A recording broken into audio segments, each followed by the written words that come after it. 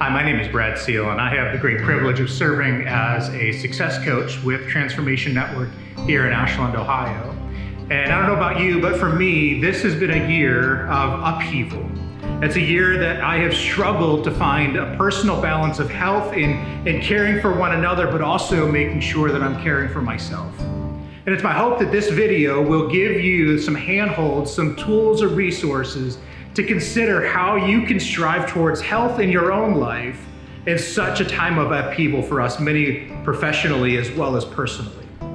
So the first thing that I want to encourage us is this truth, that our professional success is only sustainable to the degree that we pay attention to our emotional, mental, relational, and physical health as well. Pay attention to those warning signs, those blinking indicators in our life that we know are red, flashing signals saying if we don't pay attention to these things internally, then everything around us begins to crumble. I know for me, when I pay attention to the fact that I respond a little bit too quickly to somebody who I disagree with, that when I'm not sleeping well or I'm not eating well, those are all blinkers warning me, flashing signs saying, pay attention, pay attention. And even though everything around me professionally may be successful, if I don't pay attention to those personal things, those individual things in my life, eventually the professional success begins to crumble and erode around me. So pay attention to those emotional signs, those physical, those mental, relational signs that may be early indicators that we're sliding towards a burnout, sliding towards compassion fatigue, in a time where compassion is in so desperate short supply. Now, another thing that I want us to consider that may be counterintuitive to everything that we know, but vulnerability is a sign of strength, not a weakness. Let me say that again. Vulnerability is a sign of strength, not a sign of weakness. You see, one of my great mentors said that burnout is very much like a death by 1,000 paper cuts, as opposed to one big catastrophic event. So commit to address those out of balance issues while they're small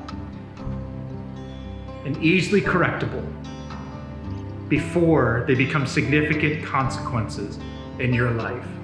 I know when I think back to different phases of my life professionally, had I addressed those small things that were out of balance, whether it's something structural that was beyond my ability to control or lead, or they were things in my life that I was choosing that were out of balance with what I knew was right or good or helpful, they could have so easily been corrected.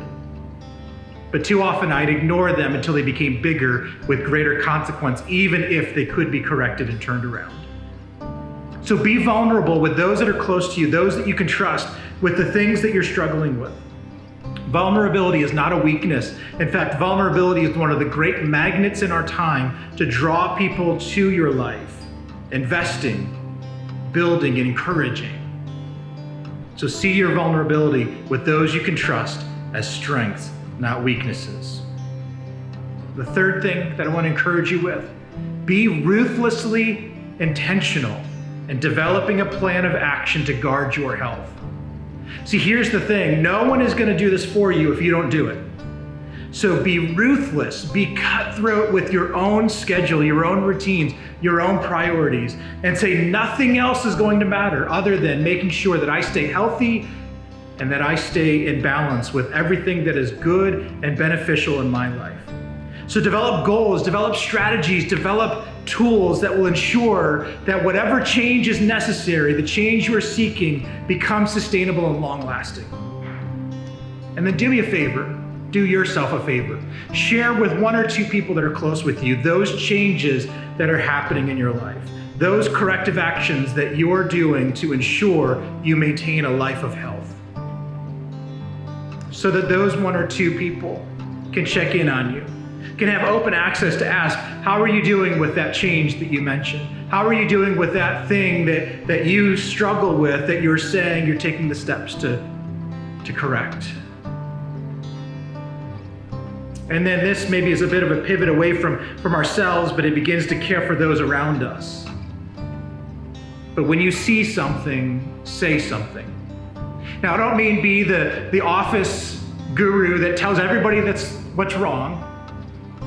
Now be the person though that you can come with the right posture, with the right empathy, with the right compassion. And when you see something out of balance in someone's life, say, hey, I care too much about you to leave things as they are. You see, we all carry blind spots in our life.